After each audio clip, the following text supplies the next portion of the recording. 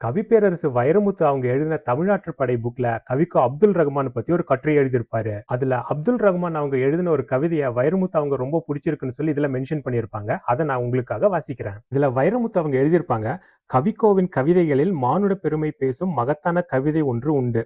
வானுக்கும் மனிதனுக்கும் ஒரு போட்டி. தன்னில் சிறந்ததை எடுத்து வைக்கிறான் மனிதன். அதற்கிணையாக தன்னிடம் உள்ளதை எடுத்து வைக்கிறது வானம். போட்டி தொடர்கிறது. வென்றது யார்? வானமா மனிதனா? இதோ கவிக்கோவின் ஆகச்சிறந்த கவிதை. ஒரு நாள் எனக்கும் வானத்திற்கும் போட்டி நடந்தது. நான் புன்னகையை எடுத்து வைத்தேன், அது வைகரையை எடுத்து வைத்தது. நான் கண்ணீரை எடுத்து வைத்தேன், அது மழையை எடுத்து வைத்தது. நான் வியர்வை துளிகளை எடுத்து வைத்தேன், அது நட்சத்திரங்களை எடுத்து வைத்தது. நான் கோபத்தை எடுத்து வைத்தேன், அது வெயிலை எடுத்து வைத்தது. நான் காதலை எடுத்து வைத்தேன், அது நிலவை எடுத்து வைத்தது. நான் எண்ணங்களை எடுத்து வைத்தேன், அது மேகங்களை எடுத்து வைத்தது.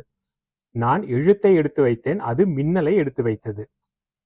நான் பேச்சை எடுத்து வைத்தேன், அது இடியை எடுத்து வைத்தது. நான் கவிதையை எடுத்து வைத்தேன், அது வானவில்லை எடுத்து வைத்தது. நான் உறக்கத்தை எடுத்து வைத்தேன், அது இருளை எடுத்து வைத்தது. நான் சந்தேகங்களை எடுத்து வைத்தேன், அது கிரகணங்களை எடுத்து வைத்தது. நான் பெருமூச்சை எடுத்து வைத்தேன், அது புயலை எடுத்து வைத்தது. இறுதியில் நான் புது புது லட்சியங்களை நோக்கி நடக்கும் என் பாதங்களை எடுத்து வைத்தேன். வானம் தோற்றது.